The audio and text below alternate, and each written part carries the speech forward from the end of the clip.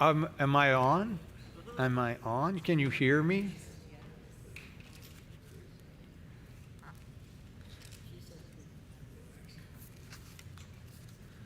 Well, I hope I am as, what's the right word? I'm as decaffeinated as I may have ever been.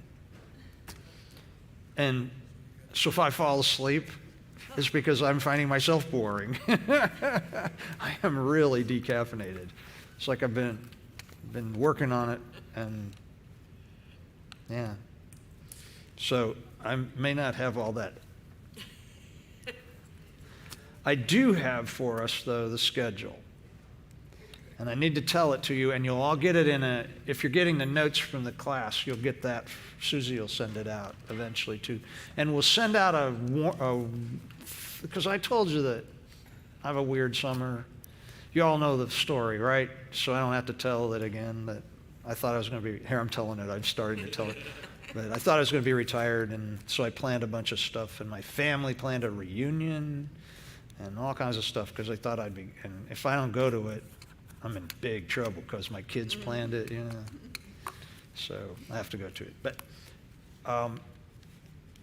we meet tonight, clearly. We do not meet next week. We meet the 21st, which is 2 weeks, okay? So we have 1 week off. Excuse me. Next Monday is May 31st. Pardon? Next Tuesday is May 31st, and you didn't have that on the information you sent me, so.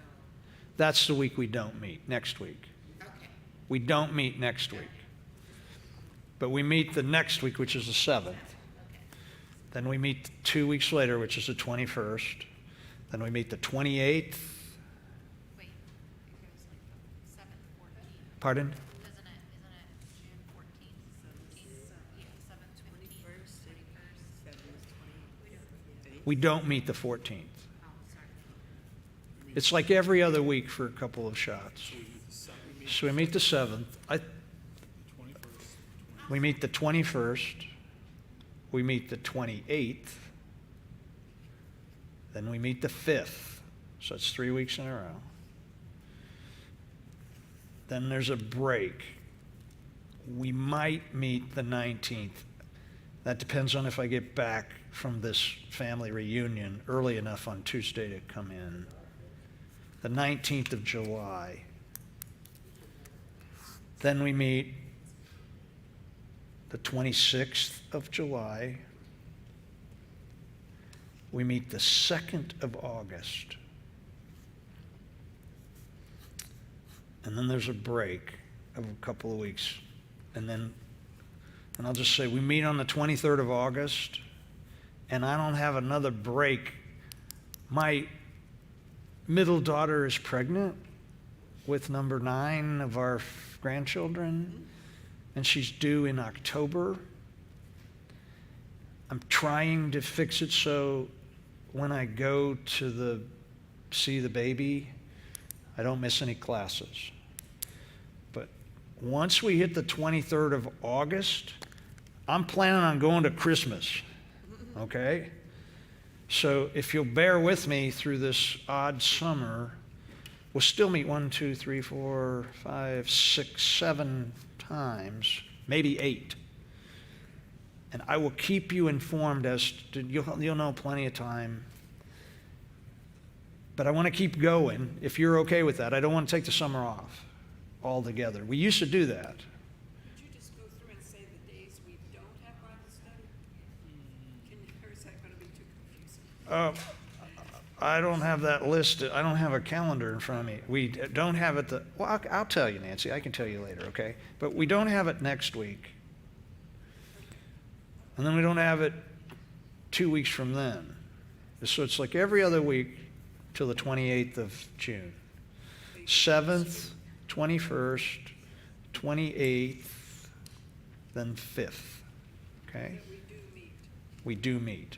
So we don't meet the 14th. Well, that's the only As long as we get. that's the only time we don't meet, isn't it? So it's really just 2. Yeah. I will do my best to make sure that it's like neon we're meeting and like plenty of time, and then we're not meeting, and I'll put not in great big letters. I'll spell it K-N-O-T, and then you'll go, he misspelled that, and then they'll go, oh, not, we're not meeting. But I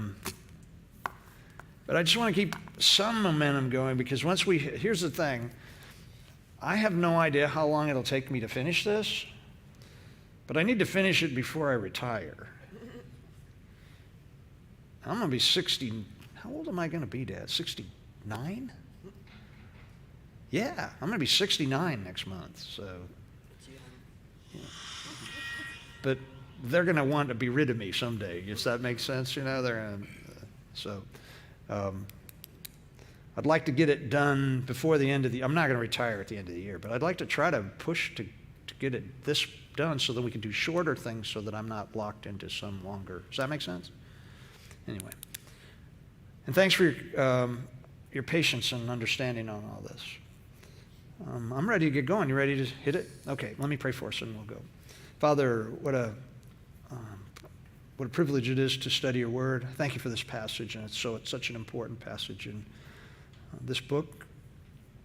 Thank you that we can learn so much about your heart in what we're to study tonight, and that my prayer is that I will disappear in all this, and that your Spirit will speak through me, and that the words that you've given to us will come alive, and that our lives will be changed by being together tonight to look into your word to us. I pray, thanking you in Jesus' name. Amen. Alrighty, we are in Mark 11 and verse 12, and I brought notes for the verses through verse 19. I did not bring anything past that, so if we get through 19, we'll go home. Okay, but that's a good stopping point. Let me read this to us. Now remember, Jesus has just had his triumphant entry. He's looked around Jerusalem, he's gone into Jerusalem and looked around the temple, and then he went home, and then we read this. The next morning, as they were leaving Bethany, Jesus was hungry. He noticed a fig tree in full leaf a little way off. So he went over to see if he could find any figs. But there were only leaves, because it was too early in the season for fruit. Then Jesus said to the tree, "May no one ever eat your fruit again." And the disciples heard him say it. When they arrived back in Jerusalem, Jesus entered the temple and began to drive out the people buying and selling animals for sacrifices. He knocked over the tables of the money changers and the chairs of those selling doves, and he stopped everyone from using the temple as a marketplace. And he said to them, "The scriptures declare, 'My temple will be called a house of prayer for all nations, but you have turned it into a den of thieves.'"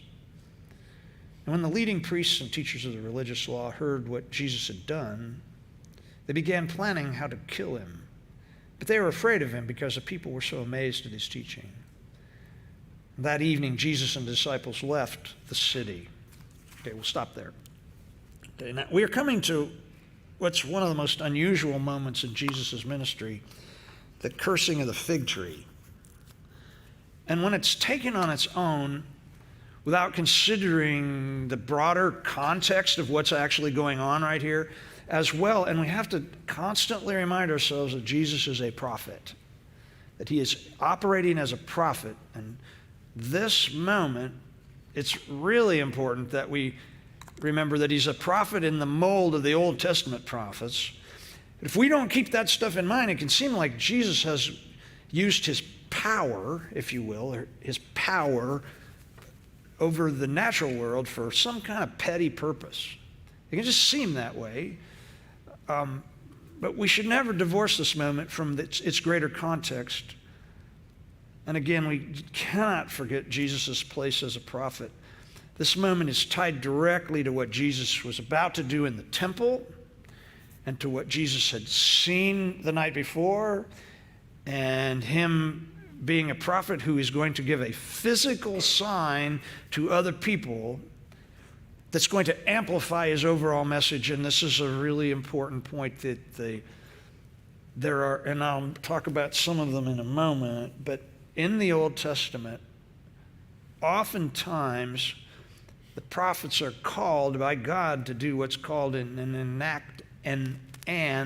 enacted prophecy. That's the technical term for it.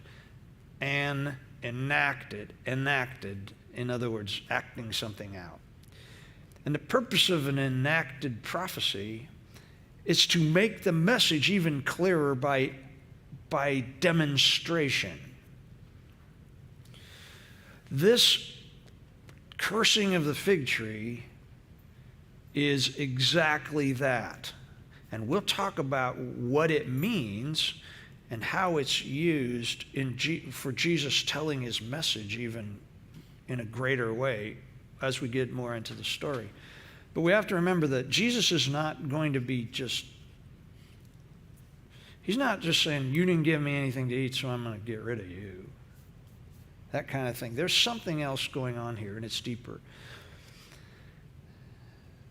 The disciples remembered it later as a holistic moment. The fig tree, cursing, the cleansing of the temple, and the fig tree being dead later is one thing. Does that make sense? It's one thing. And they saw that later, but in the moment, I'm sure they didn't catch any of it. It took them a while to figure that out. Mark does something here that he does frequently in his writing. He sandwiches an event between two halves of another event. Do you remember when Jairus' daughter was sick? And he's going to Jairus' house, and then suddenly the woman touches him, and he heals her bleeding for 12 years. And then he goes on to Jairus' house. Well, that's what we have here. And the reason that Mark does this is a literary tool, and it's to also make these stories work together. This is one thing. If he told the whole thing of the fig tree, and then he tells about the cleansing of the temple, we might think of it as two separate, disconnected moments. Because without them together, we don't get the bigger picture. How Jesus expected anybody to figure this out, I do not know. I'm just going to be honest about it. Because seriously, he curses a fig tree because it didn't have figs on it. And as we're going to see, fig trees didn't have figs on them at this time of the year. So it's like, what's what? I mean, in fact, I read a commentary who said that I'm sure the disciples all looked at each other while this was going on and said, hey, Jesus, what's up? Hey, why so rough? You know, because it didn't make any sense. We'll talk more about the details in a minute. But this is just one of those times where I think if Mark had not written it this way, we wouldn't have been able to get all of the meaning of this passage. Now, as I said, this is enacted prophecy. I'm going to give you a list if you want to write it down. It's Jeremiah 13, Jeremiah 18, Jeremiah 19, Jeremiah 27, and Jeremiah 35 are all enacted prophecies. God says, I want you to go, and I want you to go to a potter's house, and while he's making a bowl, I want you to stick your hands in there and mess it up. Or I want you to go and lay down on your left side for a year outside of the gates of the city, and then roll over on the other side for a year. And the whole book of Hosea is enacted prophecy. Go and find a prostitute and marry her. Okay. Why? Because I have something to say to the Jewish people, but the only way that I can really get across to them is if they see something physical in action that backs up the message. Otherwise, they may just go like, I've heard you say that 1,000 times, but they see him and they see this going on and on and on, and then does this make sense? This is what this is about. Now, again, if we don't think of it this way, it looks like that Jesus is being unfair to kill a tree.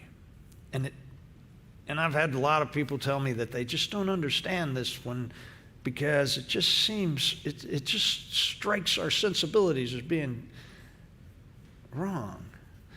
And so we just got to step back. So everybody's got to step back with me because we got to talk about a lot of stuff before we can put it all together, okay? And there's a lot of background in this one. So here we go. The story begins the morning after Jesus has carefully looked at everything in the temple. And since we know what's coming next, we can assume or we can be assured that he'd been thinking about stuff all night. It doesn't say that he didn't sleep, but there is something to the fact that it says that Jesus was hungry the next morning. And the only thing that I could think of, and no, this is Tim Ayers, so you can take it for what it's worth, is that he just didn't sleep very well, and when he got up in the morning, he was agitated, and he just skipped breakfast. Because he'd seen something that just got to him, and he needed to take care of business when he got to the temple that day. He had come into town, what? As announced as the Messiah. The one who is what? And if you remember, about the last thing I said last week was that he is the one with the authority to say what goes on in the temple. And he's feeling the weight of that responsibility.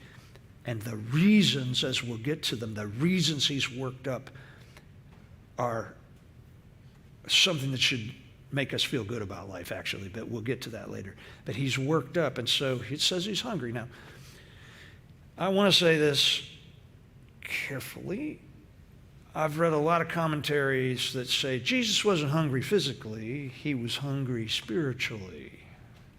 And this is all Jesus needing to feed his soul in a certain way. And I find that to be complete baloney. Can I just say, no, Jesus was hungry.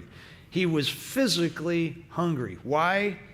I can only guess that he just didn't eat anything because he's worked up. But this is a humanity moment for Jesus. He is a regular person. And he's not going to like multiply fish, like just to feed himself. He's not going to do stuff like that. So he's hungry. And it says that he looks afar off, is what it literally says in the Greek. He's afar off, and he sees a fig tree. And it's an important detail that it says that he sees a fig tree afar off in full leaf, okay? This is a really important detail. It is a beautiful, fully leafed out tree. Now, I'm going to tell you about fig trees, okay? It's the genus and species is it's a Ficus carycus. There we go. Thank you. The most common fruit tree in Palestine. Very common. These trees, they leaf out April, and they put on a tiny, tiny little white fruit bud when they first leaf out. Actually, the buds come on before the leaves, but it's a tiny little thing. It has a particular name. The name of it is, it's called a pagum, and they are edible, but they taste terribly. Okay? There are some tribes who prefer pagum to fully grown figs. They're an anomaly in the world, and it is apparently a very, very acquired taste. All right?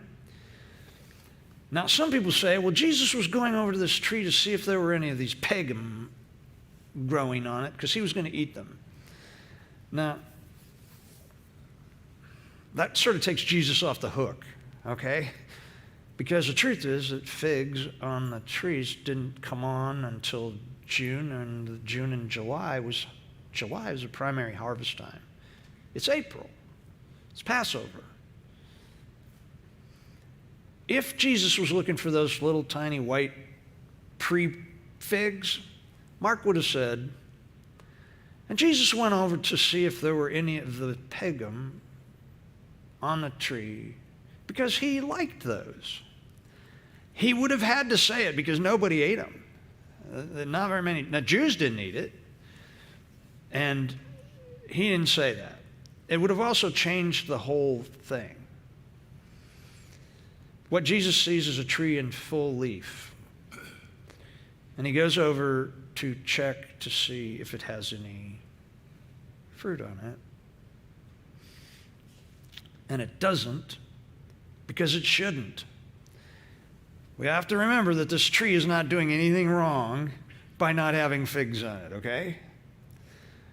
The tree itself is just living his life. Jesus is seeing something else, though. He's seeing something else. Now remember, he started off by seeing a tree that looks beautiful off in the distance, fully in leaf. Yesterday, Jesus had stood on the Mount of Olives, and he'd looked across the valley, and he'd seen the temple. Probably one of the most beautiful, amazing, unbelievable structures in the world. And its purpose was for worshiping God. And he'd seen this thing, he'd seen the temple in full leaf. Does this make sense? He goes over to the fig tree, and there are no figs. Oddly, Jesus has a discussion with the fig tree. It's as if the fig tree had said to him, "Sorry, but not today. There are no figs on me." Because Jesus addresses the fig tree. Now, the Greek is a little bit odd here. There are three ways to translate the Greek. I'm not going to go into it totally, but I just want you to know that one of the ways that you could translate it is like this. It says, May no one ever eat fruit from you again. Almost like a prayer request on God's part, or on Jesus' part, that something will happen so this fig tree won't be able to have figs anymore. Or you could say, like, no more throughout the ages. It's such what it says, it's throughout the ages. Of you, no one may eat fruit. Now that's more of a command.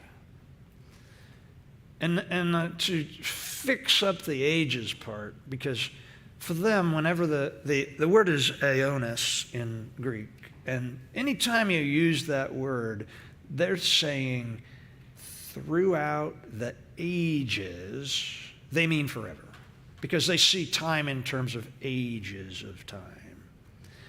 But it means forever. So we could say, no more forever may anyone eat fruit from you. And that's probably closest to what Jesus meant. Because I do not think Jesus was asking God to strike this tree.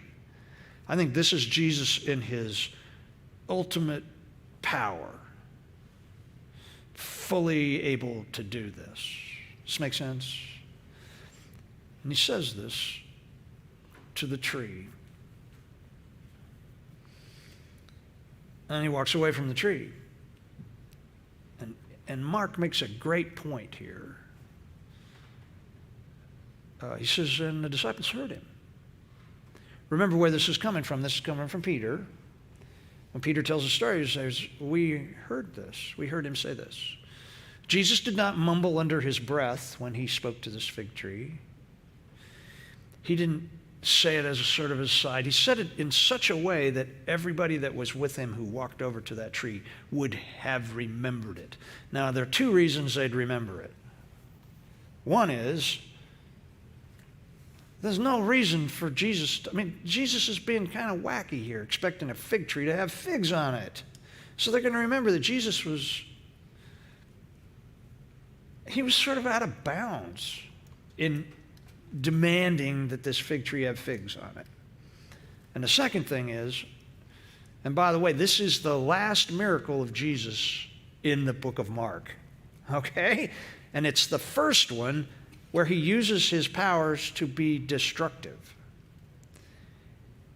Now, they don't know that he's going to be destructive because they don't know till later, the next day, and we'll talk about that in 2 weeks, that the tree's going to die to the roots. It's going to die overnight in a manner that trees just don't die.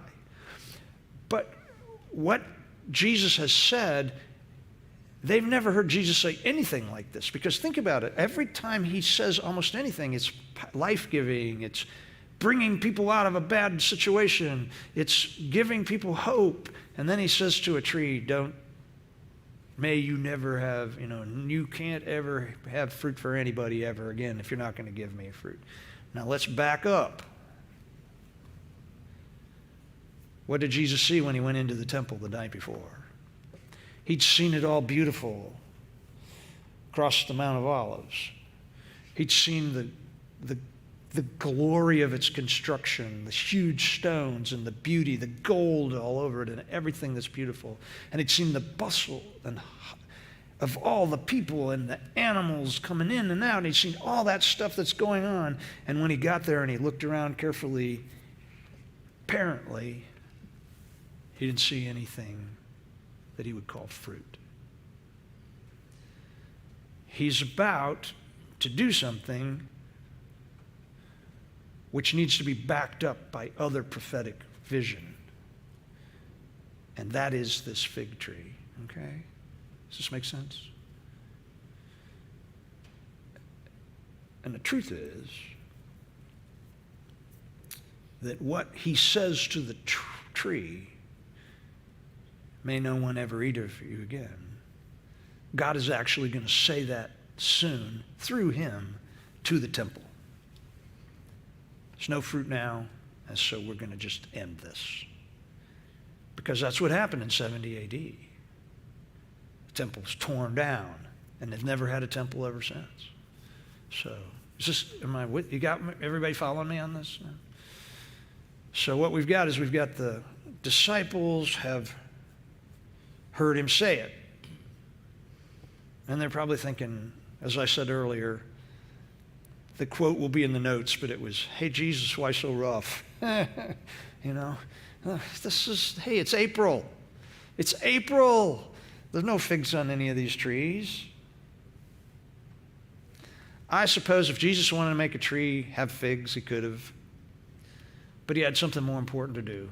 It's more important for him to stay hungry and make a point than it is for him to get something to eat.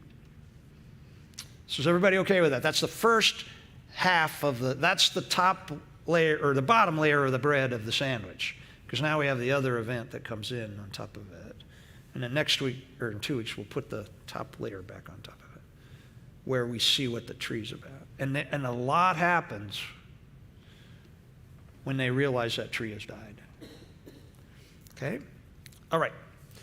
Let me get to my notes because the next verses.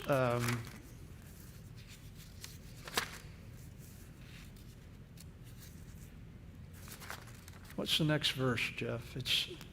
It's after they heard him say it. Then can we put the next? I got to find. Oh, here it is.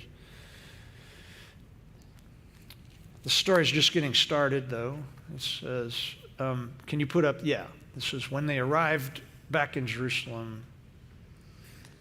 Okay, this is a different entrance than yesterday. It's like they just seem to arrive, and it says, in the Greek it says, Jesus began. It's almost like the Greek almost rushes this whole thing. It's almost like Jesus was once he cursed the fig tree, he changes his attitude, and he's just like on his way to the temple. And it doesn't tell us about him walking to it or in it, really. It just says he began to drive out the people buying and selling animals for sacrifices. And he knocked over the tables of the money changers and the chairs of those selling doves. Now, this is relatively uncommon, okay, for people to do this. I don't know of any other place that anybody does it, but all 4 Gospels talk about it, and John thought it was so important, he talks about it twice. But I need to tell you some stuff about it, okay? Buying and selling animals for sacrifices was a common thing. Very common. If you think about it, if you had to bring a lamb, if you had to bring a lamb to the temple for sacrifice, you'd have to pick one out of your flock. Then you'd have to travel however far you lived to the temple with the animal. And then the priests would have to examine it to make sure that it was perfect in every manner to be sacrificed. And the chances of it passing were slim. And so for a long time, they had been selling sheep and cattle and salt and oil, and there's one other thing that they've been selling this stuff because it just made it so much more convenient for people to come to the temple and just buy the stuff that they need, knowing that it had all passed the test, okay? But here's the catch.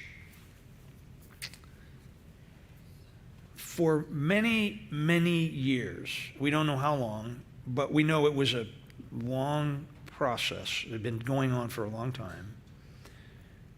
The Sadducees, okay, and you know who the Sadducees are? The 7 ruling families who oversee most of what happens in the temple. The Sadducees had set up on the Mount of Olives 4 market spaces to sell the animals. Okay? This was what had been going on for a long time. So when the pilgrims came, they would go over to the Mount of Olives and they would purchase all the things. The incense was the other thing. They have to purchase all the stuff for the sacrifices that they needed to do. They could do that on the Mount of Olives, and then they would take their stuff over to the temple and have the sacrifice. In the year 30 A.D., all right, 30 A.D., so this is really close. I mean, Jesus' crucifixion is thought to have happened in what? 33 A.D. or 32 or something like that. But in the year 30 A.D., Caiaphas, who was the chief priest, decided he wanted to have a bit of competition with those 4 markets across over on the Mount of Olives, and he set up market trading of animals in the outer temple area. The temple had 4 essential spaces. It had the Holy of Holies, and then it had a court of called the Jews, but only men were allowed to go in there. Then it had another outer court that women who were Jewish were allowed to go in. And then it had the outer portico. Is that the word, portico? It's the outer area, court, that was called the Court of the Gentiles. And it was a large space on the outer side that was to be the space where Gentiles could come and pray. And they set up this new market in the Court of the Gentiles. Now, we don't know that it took over the whole space.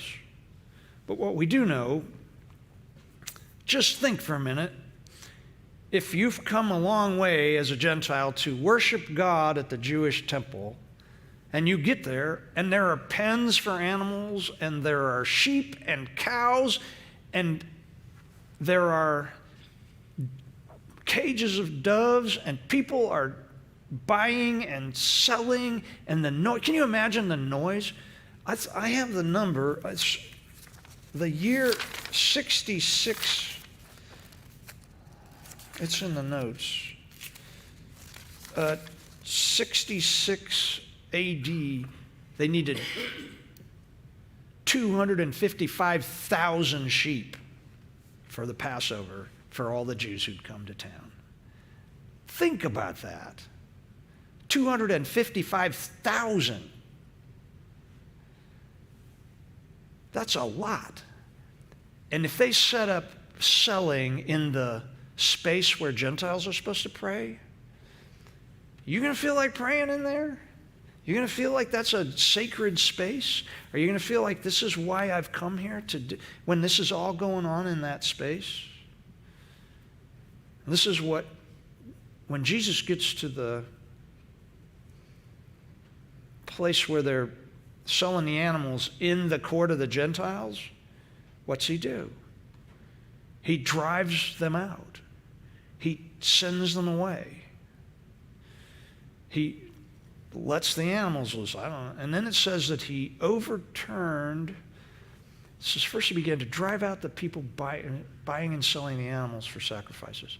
Jesus is not against the buying and the selling of the animals for sacrifices. There's no evidence that the cost of these animals was somehow robbing the people in the process. Does that make sense? This was not an issue related to theft of people's money here. And then it says he knocked over the tables of the money changers. All right, there's a passage in, what is it, Jeff? I forget. It's in Exodus.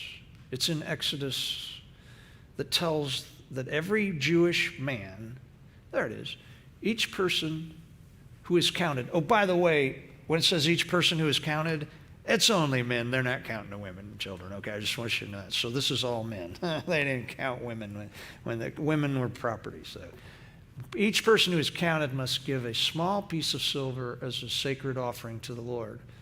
This payment is half a shekel based on the sanctuary shekel, which equals 20 gerahs. And all who have reached their 20th birthday must give this sacred offering to the Lord. You can see, when this offering is given to the Lord, purify your lives, making you right with him. The rich must not give more than the specified amount, and the poor must not give less. Receive this ransom money from the Israelites and use it for the care of the tabernacle, and it will bring the Israelites to the Lord's attention and will purify your lives. Okay, every year, every Jewish man 20 and over had to pay a half shekel to the temple. And it says right in there, it says, this payment based on the sanctuary shekel. The closest minted, the vast majority of the money that they were using in that part of the world was Roman. Roman coins would never have been allowed in the temple because you know what was stamped on the coin? The emperor's face. And it usually said something about the emperor being Lord or in charge or the greatest or worshiped him or something like that, some honor to the emperor. And the Jews weren't going to allow that. That's not sanctuary approved. They were making coins in Tyre, and that's called a Tyrian shekel. And they came to the decision, the leaders of the Jewish world, that the Tyrian shekel was as close as we can get to a sanctuary shekel.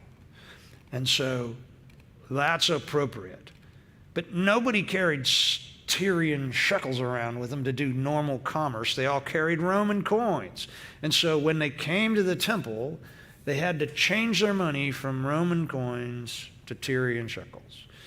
And what the leaders of the temple said was that because Roman coins wear out,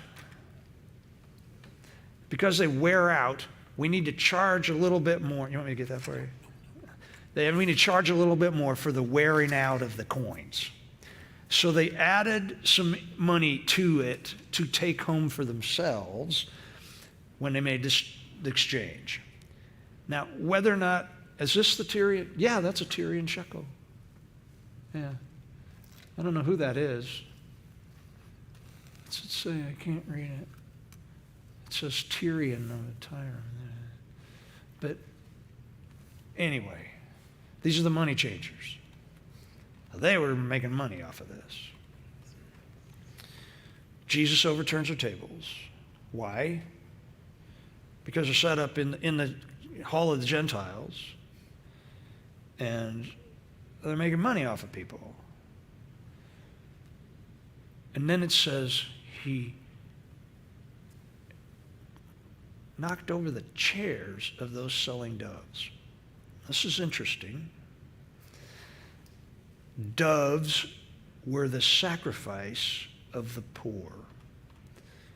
You remember when Mary had Jesus and she went to purify herself at the temple? She took what? A dove. Why? Because she was poor. You could use doves if you couldn't afford a lamb. Doves were for the poor. Lepers, when they were purified, they had to use doves. There's a whole list of stuff that people that can use doves instead of lambs for their sacrifice. But they're always people who are margins of society. Jesus does not open the cages of the doves and shoo the doves out. He knocks the chairs over with the people who are sitting there selling the doves. He's telling them to get out of there.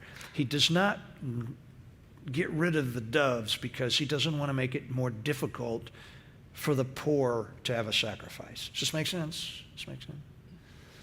Okay. Now, I think I've worn you out enough already. You've gone 40 minutes and you've listened to me all this time. I'm sure it's been a long day and everybody's tired. Well, let's take 5 minutes. Is everybody okay with what we got now? So you see what Jesus is doing. He is thinking about what's going on, not so much that he's against what's going on. He is somewhat against the money changing. But he's not against the selling of the animals, and he's certainly not against the providing of doves for the poor. He's upset because of where it's going on. And he's going to tell us that in a minute. He's going to say it directly, and I'll show you that. This is all about who gets to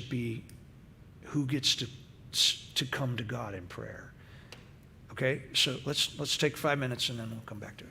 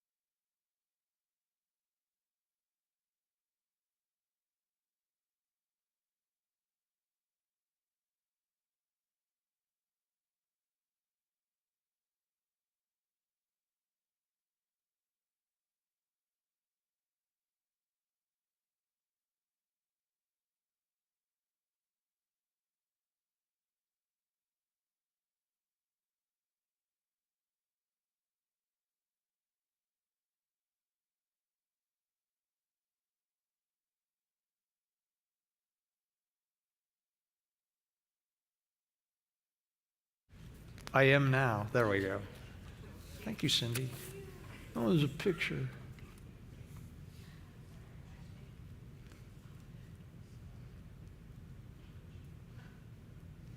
What do you think of this? You know, my bet is, this is Karl Bloch, and my bet is that every one of those faces are people he didn't like who lived in the neighborhood, except for Jesus. You know, it's like him to do, like those guys to do that. Or his banker. His banker's this dude right down here. So anyway. One thing that is really hard for us to get a notion about is how sacred the temple was and how important it was. It was considered by the Jews to be the most sacred place on the planet. And it was the one place where you could actually come into contact with God himself. He resided, or on occasion would reside in the Holy of Holies. God's presence in the Holy of Holies, in the tabernacle, and in the original temple of Solomon were moments that the Jews were trying to recreate by being obedient to the law at that time. What they wanted was God's physical presence to come back and enter into that space in the temple. This was, by the way, this is the third temple that they'd had. They had the tabernacle at the beginning, and you know that word simply means tent. Dwelling tent, because God was dwelling among his people. And when they built a temple, the temple was simply that, a home for God to come to. And the first temple was built by Solomon. David was not allowed to build it, but he did most of the planning. Solomon built it, and it was a marvelous, amazing structure. It was considered one of the wonders of the world at the time. Then it was destroyed for good reason on God's part. And then everybody was sent out into exile, and when they came back, they built a temple which people who had seen Solomon's temple, that's an interesting moment when the exiles come back and they built this new temple, and it says the young people all danced and stuff, but the old people wept. But we're not told whether they wept because this new temple was so puny and uncool compared to the one of Solomon that they were weeping, or they were weeping because they now had a temple. We don't know. But then Herod the Great, who was the father of Antipas, who is ruling now in this time of this story. Antipas is ruling in Galilee. Pilate is ruling in Judea for the Romans because they didn't trust the other son of Herod the Great. But Herod the Great started the construction of the temple that Jesus is going to. And there was a lot of ambivalence about Herod the Great among the Jews because he wasn't even Jewish. But he was building this amazing temple. And I don't know if you know this, but they were still working on it when it was destroyed in 70 AD. So it was never even completed. But it was a monster. The pillars were 35 feet tall all the way around the outside of it. And it took 3 men to reach their arms around the circumference of each pillar. Some of the stones still exist, the Wailing Wall in Jerusalem now. Those stones are massive. How they moved them, we do not know. But probably many, many slaves gave their lives in the building because they had to bring the stone and the cedar and all this stuff from all over the world to build this thing. It was a structure beyond imagination, and it too at the time was considered one of the great wonders of the world. And when they tore it down, it took them a long time to tear it down because it was so overwhelming, this whole area of the temple. Jesus is messing with the most sacred space on earth when he's throwing these tables over and chairs over and driving out the sellers. He's also going to say something in a moment which is going to be a direct affront to the high priest. The high priest at the time was appointed by the Romans. They didn't get along with Annas, and so they kicked him out and they put Caiaphas in his place. Most Jews still felt that Annas was really the high priest, but Caiaphas was in a position of power. The next verse, after he's done all this knocking things down, it says, first it says, and he stopped everyone from using the temples of marketplace. That's not what it says in the Greek. It says using it as a place to walk to and fro or shortcut. Apparently, people were carrying stuff through the temple grounds because it was easier than going around it. And Jesus is not having any of it. And there is a prophecy that says in the Old Testament that says something to the effect that there will come a day when every vessel in Judah and in Jerusalem will be sacred. And we will stop the trading in the temple will stop, something to that effect. First off, he stopped people from buying and selling. And remember, all of this is taking place in the court of the Gentiles. Then he says, you're not allowed to use the court of the Gentiles as a shortcut to get from A to B. It's a huge place. And people didn't want to go around it, so they just walked through it. Jesus says, I don't want you doing that anymore. Oh, there's the prophecy. In fact, every cooking pot in Jerusalem and Judah will be holy to the Lord of heaven's army, the Lord of heaven's armies. All who come to worship will be free to use any of these pots to boil their sacrifices. And on that day, there will no longer be traders in the temple of the Lord of heaven's armies. Now, I'm just saying Jesus is thinking of himself as what? The Lord of heaven's armies. He's worked up. He's thinking about this right now. He is taking on personally everything that comes out of the Old Testament that speaks to what's supposed to be happening in the temple and all prophetic things against what is going on that shouldn't be happening. He's taking that on personally. He's been thinking about it all night after what he saw yesterday. Thanks for putting that up, Jeff. And then it says, can you put the next verse up there? It says, and he said to them, is that the passage where, let me look at the Greek for a second. What verse is that? That's 21. Okay, I just want to say this. In the Greek, this is what it says there. It doesn't say, he said to them. He says, and he taught them.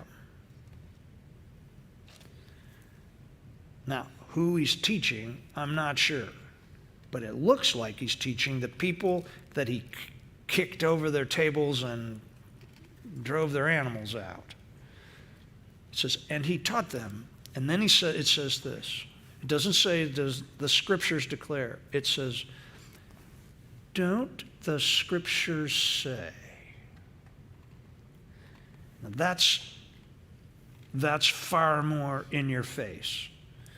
I don't know what all he taught them. We only get these 2 hunks of scripture.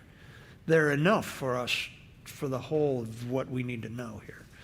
But when he says, do not the scriptures say, he's implying they know what the scriptures say. Aren't you paying attention to what you know to be true here, folks? That's what he's saying. Because he's worked up. And then he says this. he says these two verses. My temple will be called a house of prayer for all nations. That's one hunk of a verse. And then he says, but you have turned it into a den of thieves. Now, these are really important passages. And what they are is just one hunk out of a long passage. Could you have that past the first one for me? The Isaiah 56:7 passage. It runs 8 verses. I think it's worth reading because this is what God wanted for his temple. Pardon? Okay, well, the 8th, he says, oh, that's just for 7? Well, I can just read it. It's really powerful.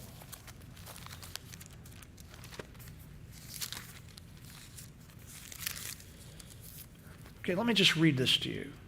Okay, this is what God says through Isaiah about what he wants his temple to be, okay?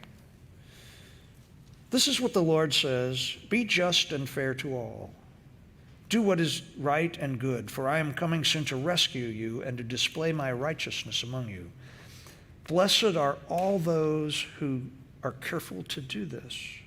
Blessed are those who honor my Sabbath days of rest and keep themselves from doing wrong.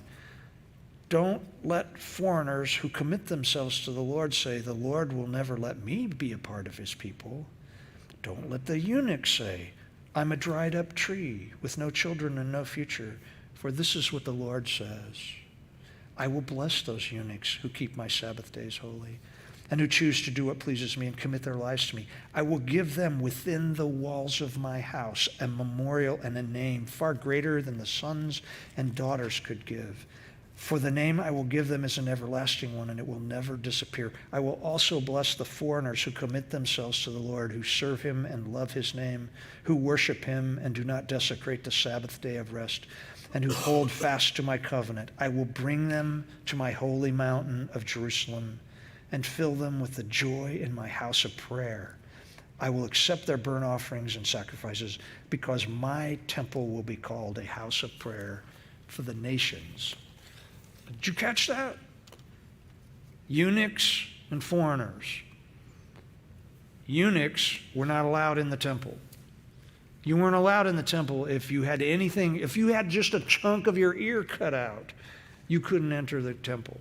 Eunuchs were you had to be perfect physically to get in. If you lost they used to do this to each other when they hated people. They would get up, cut their ear off or cut one of their fingers off because it meant they couldn't go in the temple anymore. Eunuchs, as you can imagine, and I just unfortunately heard a long lecture on how they made eunuchs in the first century. You don't want to know. By the way, 1 in 4 lived. Okay, we'll just leave it at that, okay? These are the last people, they're not only deformed, they're deformed in a really, really terrible way. They couldn't go to the temple. Foreigners were not allowed to go to the temple. Why? Because they're foreigners, they're not Jewish people. Isaiah is telling what God wants, and what does God want? He wants all these kind of people to come to his place to worship. This is a powerful thing. Jesus just quotes the last hunk of this passage. The 8th verse literally says, and I, the Lord, have said it. Something, it's me, I'm the one who said it, and I mean it, kind of thing. Jesus is upset. Why? Because they've made it impossible for what? The nations to come and pray in the house of God. The leadership of the temple was of such they had so numbed themselves to the purpose that God had brought the temple about in the first place, that they didn't even have any concern for the fact that Gentiles could not come and pray. This is what's driving Jesus in all of this. He might be a little bit mad, as we'll see in a minute, that some people are getting robbed in this process, but he's not mad that I have to tell you, when we first put a bookstore in Grace here, the number of emails that we got that said, how dare you put commerce in the church, because Jesus drove people who were buying and selling out of the temple, and we should all know that you shouldn't be selling Bibles in the church. And I wanted to say, come to my Mark class, because it doesn't have anything to do with the buying and the selling.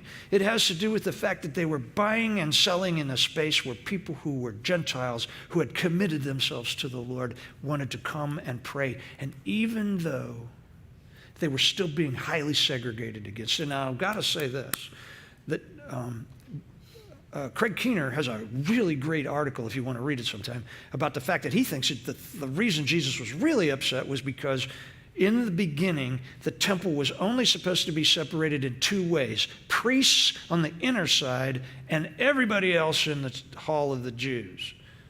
But they'd gone, no, we can't have that because women are so funky. We can't have women around there. So they've segregated by gender, and they segregated women to the outside because it just might be a possibility that one of those women might be of her time of the month, and we just can't have that going on. So we got to have them out there. So they'd segregated by gender and by race, because you know there are only two races in the ancient world. Two. Jews and everybody else. They couldn't tell the difference between people like we do. They saw all people of all skin colors and nationalities and all that. It's called the ethnos. We get the word ethnicity or ethnic from it, but the nations were considered all one thing. And then there were the Jews. And what had they done? They'd segregated people by gender and by race. And they'd gotten, now the women could still come into their part, but the non-Jews, oh, they could come in there, but they had to bow down in a space where they were keeping 255,000 sheep. Think about it. It's not very holy or sacred. This is what Jesus is upset about. This is why he drove them out of the temple. He wanted to clear a space for Gentiles. Now, I think that's cool, that he was so upset that he didn't eat breakfast. And he got up the next morning and he went straight to the temple and took names and kicked some butt. Why? Because they were not paying attention to the simple will of God, that his house be a house of prayer for the nations.